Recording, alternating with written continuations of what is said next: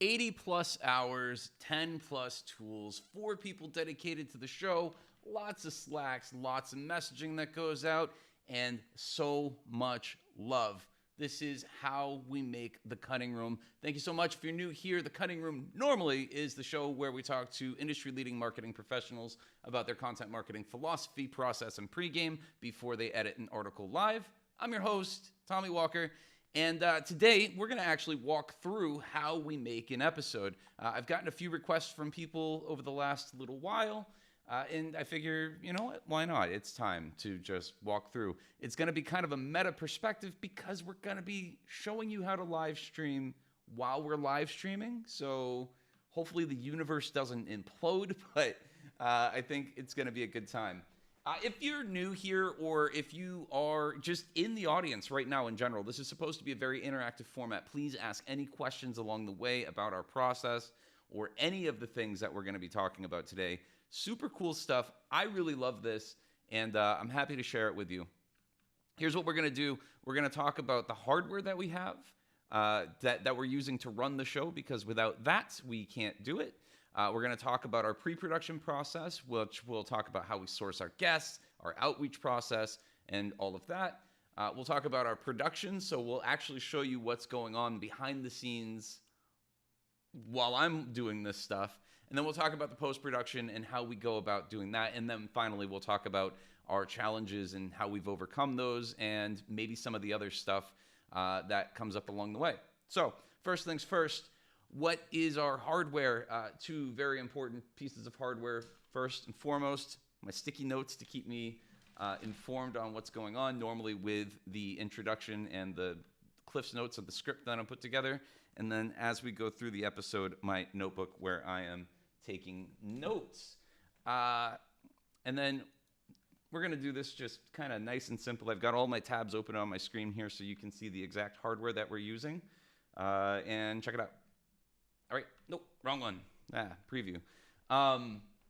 So the first thing that we're using, my camera right here, is the Canon EOS M200.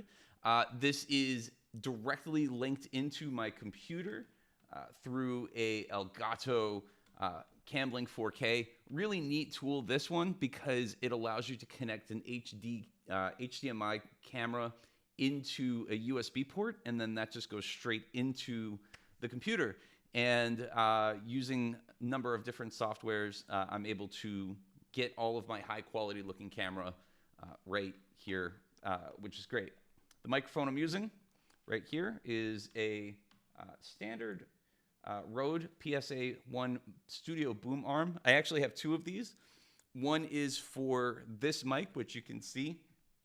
The other one, my camera is mounted on behind my monitor, so I can adjust it if I wanted to and just kind of move it around. Generally speaking, right before a broadcast, I'm tweaking just to make sure that everything looks right and is in frame. The next thing, I've got the Rode mic, right? This is the Shure MV7 podcast microphone. You can see here, this was a bit of an investment at $249. I used to use a Blue Yeti when this started, and a Logitech C9100, I want to say. And the quality of both of those was fine. It was great. It got us through. But my webcam itself was like 10 years old at that point, and quite honestly, I ended up buying this one because Jay Akonzo recommended it, and I've really loved it. This is kind of the industry standard now for a lot of podcasts, so I really like this mic and the sound quality that it comes out with. Next, we're going to move on to the lighting. So this is interesting because the lighting, you can see some of it, but you don't realize how much of a difference it makes until I'm going to show you what this looks like with it on and off. So the first one is I have a Hue white and color ambient outdoor light strip that goes right here in front of me, so you can have this nice uplight.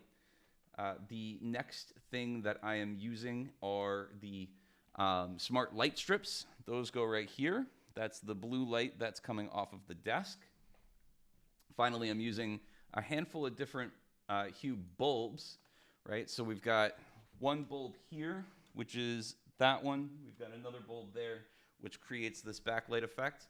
And then finally, I use something called, it's just a standard softbox, right? And that is that for lights. Now let me show you what it looks like. And then because I'm kind of a nerd, I have all of this set up on a Google Home. So I've got my little Google Home Mini here, and I will just say, hey Google, turn off the office lights. And you can see here, without the lighting, right, it gets pretty dark awfully fast. So try to keep those lights on because it makes things a lot nicer for everybody else to see. Hey Google, turn those studio lights on.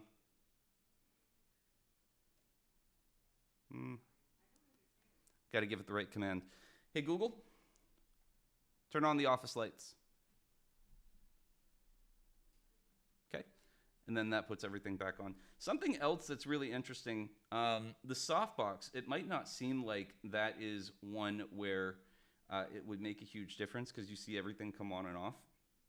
But this is one that I actually find very fascinating on how it works and doesn't work, right? So I'm going to turn that off real quick. Maybe not. Hey Google, turn off the studio backlight. You can see that that light makes a huge difference. And the reason why I have that there is to separate myself from the background is ultimately what that is to look like, right? So now there is a nice separation between me and the background, and that is how that looks. And then the last light that I have here is the Logitech Litra Glow. This was actually gifted to me from one of our fans, Ryan, over at Gorgeous, and this was a big game changer. I used to have all of my lights set up behind the thing here, and it looked kind of awful. So that's it for hardware, really. If you have any questions, please let me know about anything in the hardware area. If there's anything that I might be doing that you think is kind of neat, let me know what you feel about the hardware and if there's anything I can answer along the way there, right? Next, let's talk about how we source our guests. Now, we have a handful of different ways that we do this. One of the ways that we do this is actually kind of interesting. We just started introducing AI into our process, specifically ChatGPT, because why not? And yeah, thank you. The great setup. Yeah, it's been an investment, but it's one that when I started it, we didn't have to have a lot of fancy hardware to get everything working. The concept itself proved itself out, which then made me think, okay, it's time to start investing more and more into the hardware so I can make the quality of the stream look better. Really important to emphasize that because a lot of folks get caught up on the hardware and everything that's supposed to look nice. I agree, but only put the money in if you're starting to see traction on the work that you're doing. So, cool. So now we've got how we source our guests, right? And thanks, Ben. It says it looks great. This is one where there are a few different ways that we go about this. Initially, when we started the show, it was just a matter of, hey, who do I know at the companies that people recognize? A lot of the philosophy behind the show and how we book our guests are about finding people from top organizations, well-known organizations, and home names, right? Names that we would all recognize in our space for the most part, in learning how the people behind the scenes there work. We've kind of branched out in a few different areas, and we find people in a few different ways now, but this is one of my new favorite ways because it makes, it allows us to really use AI to our potential, or to its potential here. So we'll just ask the prompt here, please provide me a list of 20 software companies, software as a service, unicorns in the B2B marketing space. So unicorns kind of helps me know that these are valuable companies and kind of gives me an idea if people are going to recognize them. So we've got HubSpot, Marketo, Salesforce, MailChimp. I think these are all pretty much household names for folks in our industry. So we're able to take these and go, okay, cool. This is a great list of places to start, right? From there, pretty straightforward. We'll go over to LinkedIn. We'll go to Wistia. What we'll see here, type in the company's name, go over to the company's page, right? And then we'll say people. And then we're just looking for folks within our ideal guest list. So we'll say content, right? And then we might find some folks who have that in their title. And we basically rinse, lather, repeat. And we can come up with a list of guests that look good. We'll start sending out outreach requests, pretty standard stuff. It's a message with a note that says, hey, we run a show. This is what the show does. We talk about philosophy, process, pregame. We'd love to have you on. And we'll start to check out the work. Before we actually get into that, we'll check out the work to make sure that there is something interesting that they might have to say. As we've started to qualify our guests a little bit more, because we have been changing our foundations a little bit, we are asking, we're asking folks to, we're looking at people with audiences. We're looking for people that have a unique perspective, and we're using this as a foundation, but we're also trying to now see, hey, can they help us grow the show? Do we have something that's really interesting to say? And how can we start to coax that out of them a little bit more? Because we want folks on here that have a unique point of view and aren't just saying the same things as everyone else, because that can be really easy that's an easy trap to fall into. Thanks, Hassan, for asking a question. Actually, Hassan is my designer, so but he's not normally involved with this part of the process. So it's interesting. He says, how well has cold emailing worked for you in terms of reaching out to guests? It's a pretty good ratio of people that we reach out to that will agree to come onto the show. For the most part, we haven't had a lot of problems, and partially I think that's because of my background, my own portfolio within the industry, but also that the show itself has been gaining a little bit more traction. Now, when I started the show and when I started the content studio, I wouldn't make the assumption that people knew who I was. And what I was doing was leading with the premise, right? The premise of the show, I think, was the thing that really sold it. So we got our first handful of guests that were outside of my sphere of influence because we were saying, hey, this is what the show is about. It's not just, hey, I want to interview because you're a content leader. It's, philosophy, process, pregame, edit, and article live. Like, anybody who follows my work at all knows that one of my first axiom of content marketing is a good premise will get you 80% of the way there. And that doesn't just apply to getting an audience of people or getting people to read the content or to stay engaged through the piece, but to also get other people on board, right? If I just said, hey, I'm running another podcast and interview show, can you come on? There's not really much that's unique about that. Not that there's anything wrong with that, because there are plenty of shows that do a great job of having good guests and having good just back and forth, relaxed conversation. But as I'm reaching out to these guests, and as now Stacy, our operations manager, is reaching out to these guests, and my former VA Kejaf was doing that. It was always leading with the premise of the show, which gives somebody something interesting to latch onto and then go, yeah, I want to be a part of that. That sounds really cool. So we haven't had bad luck with the outreach response, and that's primarily because we are leading with the premise of the show, which we worked really hard to make sure that it was a unique premise in the first place. So yeah, I hope that answers that question, Hassan. So this is essentially what we're doing to find our guests, right? We're going back. This is one of the methods that we're doing. We're going back. We're finding, different unicorns. We might be looking at Series A startups, Series B startups, people who are making noise in the space and standing out, and then reaching out to their heads of people or their heads of the content department after evaluating them to see if they've got something interesting to say that we can bring to the audience.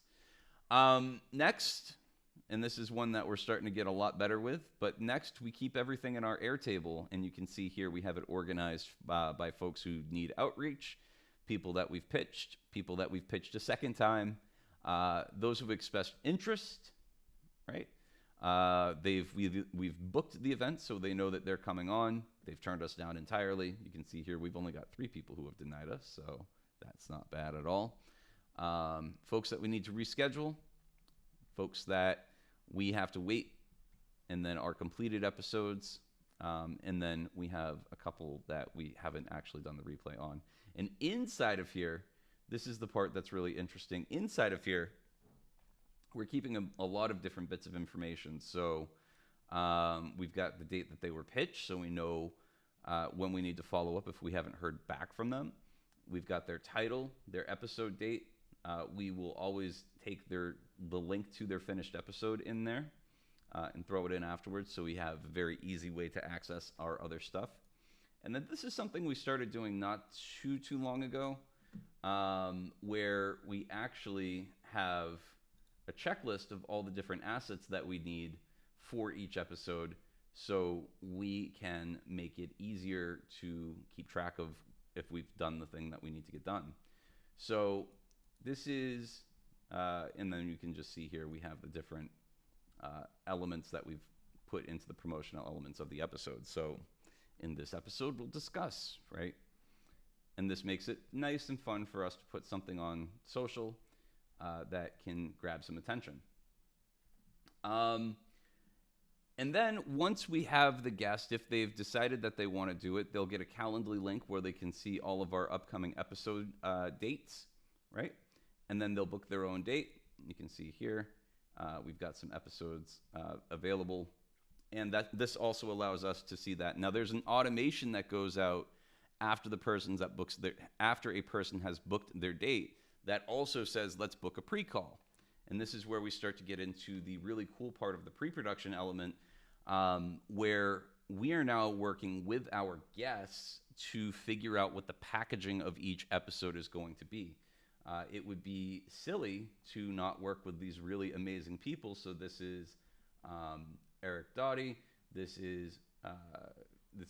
We got Morty Oberstein from Wix over here. Michael is from Active Campaign, right? We've got some really cool conversations that we're having with these folks in advance where we're figuring out, how do we package your episode, right? What are we going to do to make you look as good as possible, but also make this as click-worthy as possible, right? And we're having those conversations. After we have those conversations, right, we will then go into, hold on just a moment here. We will then go into conversation, Hassan and I specifically, where we start coming up with thumbnail ideas. Now, this is the thumbnail iterations that we did for this episode specifically, right? So you can see here, we talked about this quite a bit as to what these different concepts can be. We generally try to go with 2, sometimes more concepts for the thumbnail itself, and then we'll iterate, right? So we'll say, okay, these are different concepts altogether, right? We've got different, we'll go back and forth. I'll say, yep, I like this about that. And, we'll go back and forth. And then we take this, we'll take the thumbnail concept and we'll actually move it back to start testing it out in the market. So there's one place where we have John Ushai has a great Discord community where they have a thumbnail roast area. So people will give you feedback on your thumbnails. We've got a couple of them in here. Let's see if I can find one of ours. So this was one that we came up with for an upcoming episode with Morty Oberstein, right? Where we ask for the feedback and then we'll get a ton of feedback from there. Then we have another one that we did where we were testing out new thumbnail concepts for a redo of Dan Levy's episode, and we're basically testing out the entire thumbnail and title concept so we can see what people think is going to have a better resonance. And you've probably seen this if you're following me on LinkedIn at all, you've probably seen me also do this on LinkedIn, where I can say, hey, here are the concepts. What do you think? And then what we're doing is taking this feedback, bringing it back into our conversation on Slack, and saying, this was the feedback, this was what people told us that they, what we thought. And then we start to finalize our thumbnail concept. In this case, I think we landed on this one based on all of that feedback that's coming in. So we're not just putting stuff out there and seeing what sticks, not anymore. We're putting a lot of thought into how we're packaging this episode and how to make it more attractive to the folks in the audience, or who we would be attracting to the audience. I would love any questions related to that specifically, because this is something we're starting to put a lot more thought into. And we've changed our mindset really too about our pre-calls with our guests. Instead of being, hey, how's it going? Get to know you, like get a vibe for each other. We're looking at that from this perspective of let's collaborate with our guests to make this happen. So Stacy asks, would you say testing thumbnails positively impacts live episode viewership? So far, yes. We've done it really with a couple of episodes now. The first one really was Lauren Finaro's episode from last week, and we had a huge live turnout. Not our biggest, but definitely like in our top 3, where it allowed us, like, because people kind of knew what they were getting into. The other part about that is too, once we start thinking about how we package the episode, once we put it out there on our different channels, we have a lot stronger of a narrative of why should you tune into this, right? So that's something that's been very helpful just for getting people onto the stream, and for really signposting what the episode's going to be about and having a much stronger, unique angle for what it is that the episode is going to be. People know what they're getting, which is great because we're asking you to spend an hour with us. So yeah. Any other questions related to that? And I'll be happy to come back to that, because we'll talk about the promotion now. So part of the promotion, which is kind of neat, is this, right? The thumbnail testing is actually part of the promotion, and that helps out. That gets the word out there that this is the next thing that we're talking about, and this is where we're really starting to think about we're doing that. Ben says, would you let people impact the topic of the episode? That's really interesting. We're actually revising too the way that we're thinking about the Studio Insider newsletter. So I am totally open to that, because the way that I like to think about the show is that it's not just my show. This is really like a community element, and I am always open to that sort of feedback, and I should probably leave a little bit of a section in the Studio Insider newsletter to allow more audience interaction. But yeah, we've definitely, or more audience feedback in that regard, but we have definitely taken suggestions both from guests and from audience members as to what we should cover or who we should talk to. A big one was, and this was specifically like the feedback from the audience was, hey, Tommy, I want you to talk about this, was the AI episode that I put out, how I'm using AI to edit, was one where people were asking that specifically of me.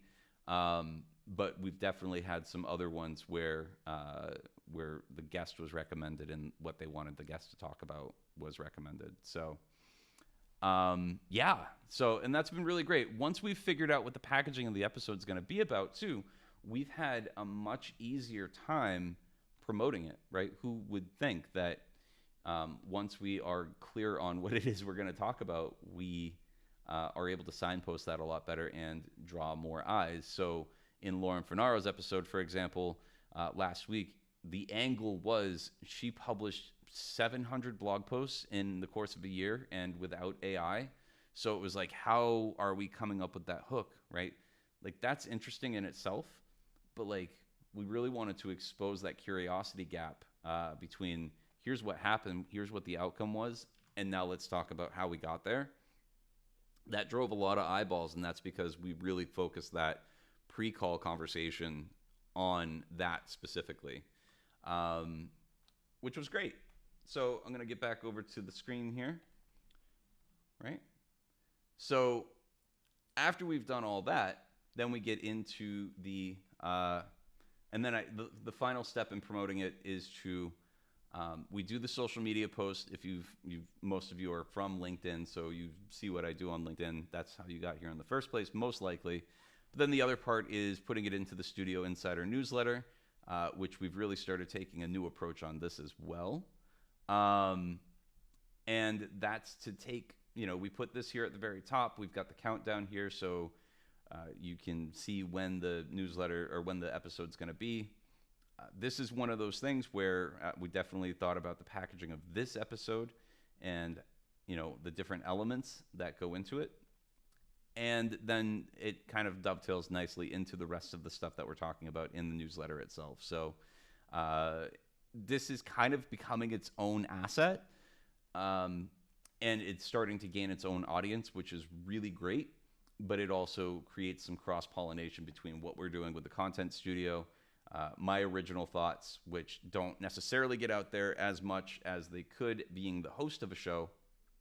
That is actually one of the downsides of hosting a show is you have to, you want to make sure that you're having a conversation, but at the same time, I am not the star of the show, my guest is. So how can I also communicate my own thoughts to the people who are nice enough to follow my work, and sort of lend some credibility to myself as a host? That's kind of why this works within the Studio Insider newsletter.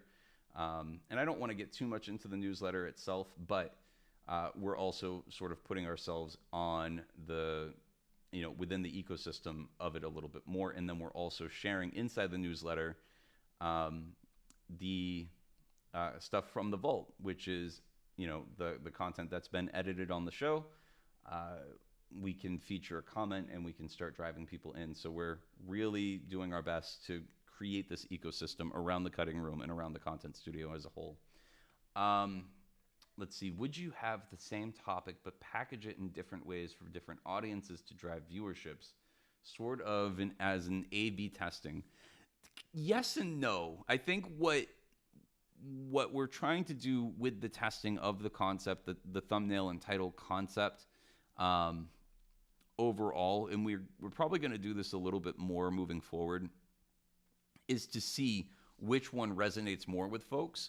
But then as the replay goes out, what I would like to start doing, that we're not doing yet, but I would like to start doing, is actually testing those concepts, the title and thumbnail concept, with the same video. So it's a really interesting thing to think about, because a lot of the YouTube experts will say, make sure that, if you're plateauing on some of your traffic, then try and reposition the content just a little bit more.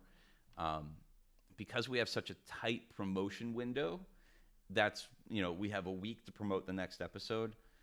I don't want to throw out confusing signals, but by putting out there the A/B test into LinkedIn, people have an idea that of what the two different angles of the show could be about. And I'm basically manually tallying up the votes. Some people will say A, some people will say B, and that's great because then I have an idea of which way we can lean with it. Basically, whichever one wins is the one that we start to push with on the live promotion. But then it's not like those ideas ever disappear. So we have stuff in our backlog now that we might be able to use a little bit further on down the road if we see the performance on the YouTube replay dwindle. So that's kind of where that's at, yeah. So we've got the Studio Insider newsletter. This is still pre-production. And then before we put the episode out, before we start posting any sort of promotional elements, we do two things. One, we create an events page, which will give people the ability to add it to their calendar, right? Which I know some of you clicked on this already because of seeing it in my analytics on the newsletter. But one of the challenges we were having initially was that we weren't giving people the option to add it to their calendar because of the way our tech stack was working out. And now we get to have it as something where somebody can add it to their calendar, they can see it there, they set a reminder, and I'm not having to blast people with email all the time. If you are here and you haven't, if you don't want to register right here, you can still add it to the calendar, which is great. And we do have an automation in place that if you do register, right, by clicking through here and entering your information, then you're added to the email list, and we can do that promotional element of it to just remind you that you're there. So I wanted a few different ways. I want to be as non-intrusive as possible. And when I promote in the Studio Insider newsletter, I'm actually not, I'm just sending people to the calendar link instead of to this page, because there's no need. If you're already registered, then you should just add it to your calendar. So really trying to think about the overall user experience, not just, hey, come to my webinar. Like, that's not interesting. I really want to make it easy for people without being obnoxious in the process. I'm not always not obnoxious. Sometimes I am, but try not to be. You know, you do your best. The other thing that we do is we look at we create its own landing page, right? I would love to hear actually how many of you right now are on this landing page, because that's kind of a meta thing. But we create the landing page instead of sending people directly to YouTube. We did that at one point, but we're creating the landing page because I want to control the experience of the landing page itself. If I have this just on YouTube, then there's a lot of stuff that I can't do. I can't ask folks essentially to sign up for the vault, which if you're a subscriber, then you get access to all of the different content that has been edited on the show. But it's just having the ability to control the page and making sure that it's an experience that has my branding and not YouTube's branding, and it gives us a little bit more flexibility. So yeah, I'm curious, how many people are actually on this page right now? Because I just want to know if it's working, right? So cool. And then we get into the production element of it. So what happens here, right? Like, I'm broadcasting live right now. What's the tool that I'm using to broadcast live, and what does that look like on my end? This is where it gets really meta. So we use a tool called OBS. It's open broadcasting software. This is what it looks like on my side. This is actually what I'm seeing when I'm doing the broadcast. And you can see over here, I've got the time. So as I'm keeping track of the time, we try to think about, Ben, you're on YouTube. You need to come over to the landing page, man. As I'm doing the show, I'm trying to keep track of the time up here, which you can see, because it's generally speaking, the first half of the show is in 10-minute blocks. The second half of the show is in the last 30 minutes. This gives me the ability to see that time. I'm watching the chat right here. I also have the stats so I can see how many people are live. And then over here, these are the different scenes. So when I click on one of these, this is what changes the camera. And generally speaking, when I'm live, I don't actually click the things. I use my Stream Deck, which I showed in the hardware before, to press different buttons, right? So we'll do this, and we'll go to me. And I'll press this button, and it'll go to that one.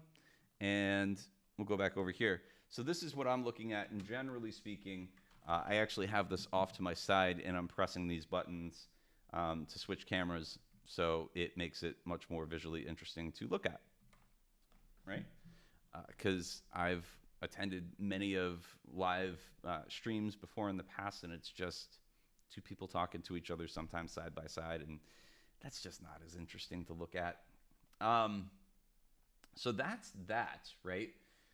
So then, once the broadcast is over, what we do is it goes back over to the YouTube studio, and you can't, and we set it to private, because what we're doing now is we are now starting to do a lot more post-processing. So I use DaVinci Resolve. We just brought on a new editor. His name is Andrew. He's absolutely amazing. And this is what our episode ends up looking like on the timeline. So hold on just a moment here. So we can see that we're just chopping it up, and we're making sure that if the thing in the broadcast didn't look right, sometimes the guest's camera looks all funky, or things cut in a way that I didn't want them to cut, or sometimes we ramble on and go off topic. We're trying to cut this down to make the YouTube replays as tight as possible, and we're actually doing a little bit more with our replays moving forward.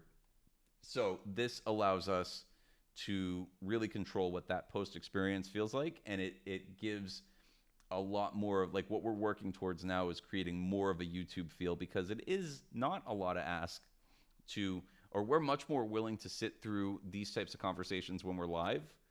But if we're doing a replay, we're a lot less forgiving on some of the technical hiccups that might happen than we would be on a live broadcast. So trying to think about those different experiences. Thanks, he moved over. Trying to think about those different experiences as from the viewer perspective, right? One of the benefits of coming onto the live stream like we have right here is that we can interact in the audience. We don't have that level of audience interaction on the replay, but we are able to have a tighter experience. So there's benefits to either side, right? So that's the big part of the post-processing area. And we'll flip back over to the other screen here. So once we have that live broadcast, right, we have the raw information. This conversation right here, we'd move it over to another tool that we use called Cast Magic. And what Cast Magic is really great at is it does a few really cool things.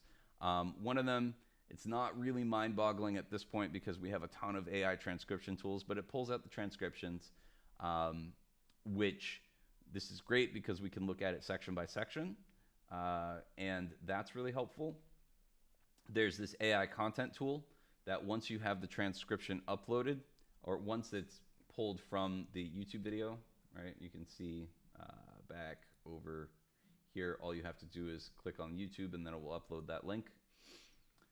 There's a number of different things that come from the AI content. This is really great for when we go to upload again later, because we can see what are the questions that were asked. We get some of our clips, right? Some of the hooks, the clips. So if we're going to create the YouTube shorts that come after that, or any of the stuff that we put out there to promote the episode, we've got all this here. So it gives us a very high level idea of at least where to start. And then this is great because creating timestamps in YouTube is kind of a pain. So this gives us a really strong idea of like what we could put in there, right? And then I don't use this as much, but it does give me a pretty good idea. You can do custom prompts through here, right, on the Magic Chat. It's pretty much like ChatGPT. And you can do things like give it, for this case, I might say, here's the basic structure of how we do a recap email. Give me the 3 basic points that we have in the conversation. Give me 3 quotable moments, and then wrap it up with a sentence afterwards, right? So that's really helpful.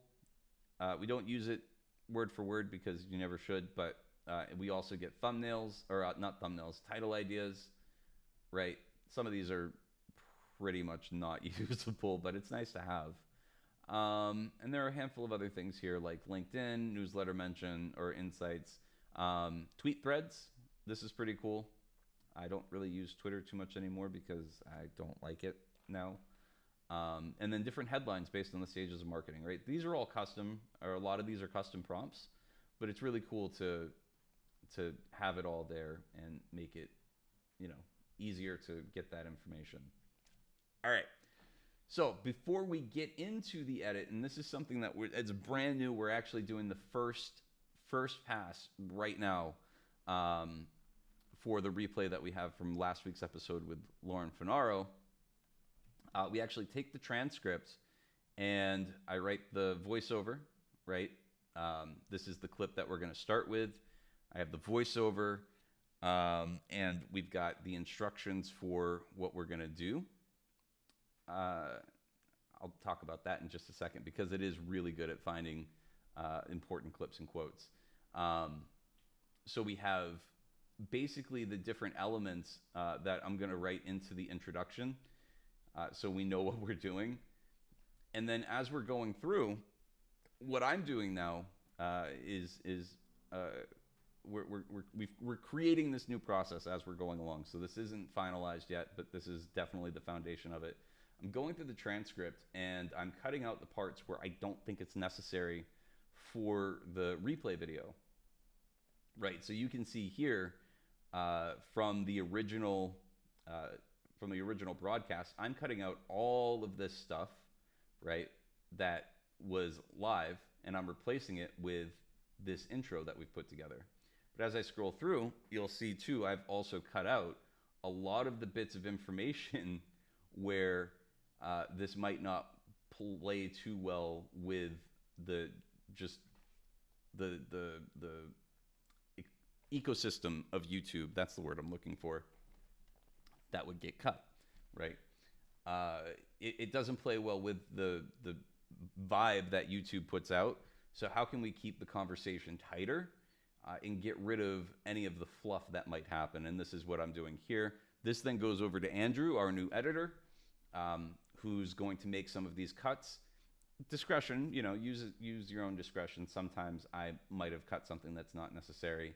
And then the other way around, sometimes I probably should have cut something that didn't, make sense.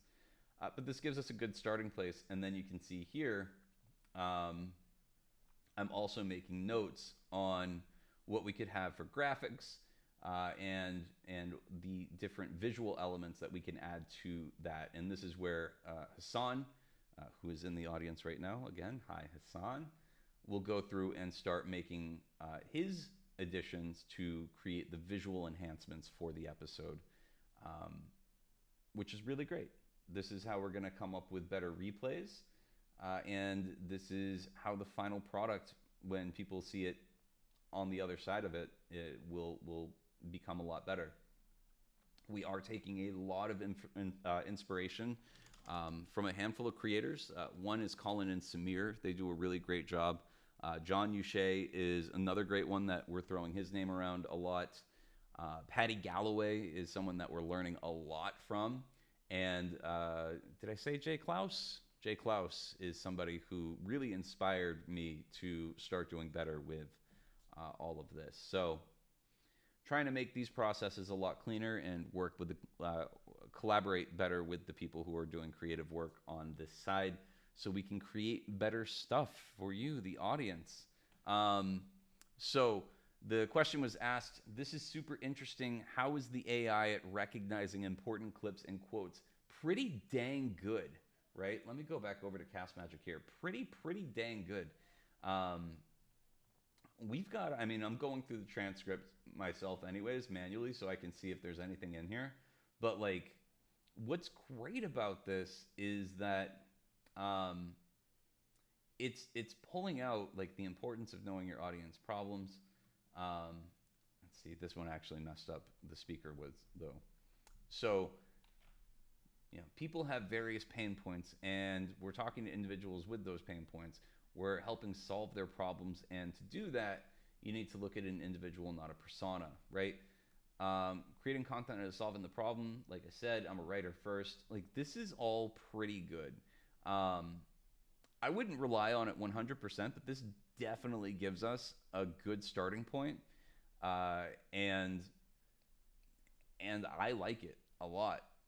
It's something that we've kind of thrown around in our post process that really helps us streamline some of that stuff. Because really, when you think about it too, when you're doing shorts or recaps, you really only need 2 or 3 good ones. And if this is pulling this many, right, you're probably going to get something good out of this many that it's giving you. And then as you go through the transcript, you still have a whole lot more that you can say like, hey, this works really well. So yeah, and that's it. That's how we put together an episode, right? That's a lot of what goes into it. So let's talk about some of the technical challenges, right? Some of the challenges that we have, the two main ones that we have are, one, sometimes our guests will cancel on us last minute, right? That's something that in the beginning, we didn't really know how to fix that. You know, the guest would cancel and then we go, well, I'm sorry, audience, like that's it. I guess we don't have a show today. Well, the problem with that is one, people expect a show, right? And that's like important. Is it's for us to grow, it's still important for us to show up, and the YouTube algorithm will definitely penalize you if you're not showing up and publishing new content. I hate that, but that's just the nature of the game. The other part is that if a guest forgets or they're sick or something, because we've gotten all sorts of different reasons why a guest had to cancel, canceling it kind of throws them under the bus, right? To an audience that we're, building, and, there are thousands of people who have access to the show. And if we're sending out an email to those people and saying, hey, sorry, we can't do the show today because for whatever reason, I don't want to throw my guest under the bus. So what we've been doing is building a backlog of ideas, right? Like this episode, how the show was made. We did this because we had a guest that canceled, and that was unfortunate. But that happens. Because you have a live show, do you at least do you keep last minute backups? Yeah. Starting to do that a little bit more, Hassan. You and I are going to actually have a conversation about the different ideas that are in the backlog or in my head, and we can start creating those thumbnails in advance. But that's the idea, right? We want to have backup ideas that we can throw out there in case something happens. So there is always something happening. The other thing, and I don't really love this, but we've done it once, was we did the show. We created the show asynchronously and then broadcast that show live. I don't love that because I love the audience interaction and being able to answer those questions along the way. Now, when we did that, I didn't just, say, hey, it's live and then throw it out there. I did still interact with the audience, and it was actually kind of neat because I was able to run the chat in a way that I wouldn't be able to if I were hosting. So we had a lot of audience interaction, even though I wasn't able to ask questions from the audience on the stream. So that was kind of an interesting thing. And that's how we're solving the last minute guest cancellation problem. That's problem number one. Problem number two, sometimes, just sometimes, we have some technical glitches. And we've actually had a lot of technical glitches earlier in the show. And that can range from my audio or the guest's audio being echoey to someone being too loud to somebody not being loud enough. And we've done something very simple, and it is this. I wanted to create something that would still be kind of interesting to look at, and it wasn't just us apologizing on the stream saying sorry for the technical difficulties. Like that gives us a little bit of a buffer, and it's still something to look at and listen to while we fix while we fix what's going on. One last question in here, Tommy. You could be your own guest and share your own knowledge. Well, yeah, I mean that's kind of what this is all about, right? That's why I like to do these episodes, because it does give me the opportunity where normally I'm hosting. It does give me the opportunity to share my own insights that normally don't have the opportunity to be shared as I am the host of the show. So that is really that. That's how we produce an episode. If there are any other questions, please feel free to ask in the chat. If not, then I think maybe we'll call it a day. I'm going to give about 5 seconds. Love it. Stand by. Genius. Yeah. We wanted to make sure that everything that we were keeping everything tight. So cool. Well, I think we're going to end the show. We're going to end the episode there. Thank you so much for showing up. We have some really great stuff in the works moving forward. We've got our email list, the Studio Insider. If you want to check that out, we send that out once a week. You go to the studio or thecontentstudio.com/Studio Insider. We've also got the Vault, which if you are on the landing page, you are able to sign up at the bottom of the landing page, or if you are a Studio Insider subscriber, you have access to the Vault, which is all of the episodes that have been edited, or all of the videos that have been edited, all of the articles that have been edited on the show. That's one of the other technical glitches, is when I glitch. You have access to all of the articles that have been edited on the show by our guests. Also inside those articles, we're starting to do this. You can be linked directly to the live edit, so you can follow along with the article or with the editor as they're going through the article and get a lot of that perspective. We've got some really great guests coming up in the near future, and we've got some really great stuff coming up just in general. So thank you so much, everybody, for watching, and I hope to see you in the next one.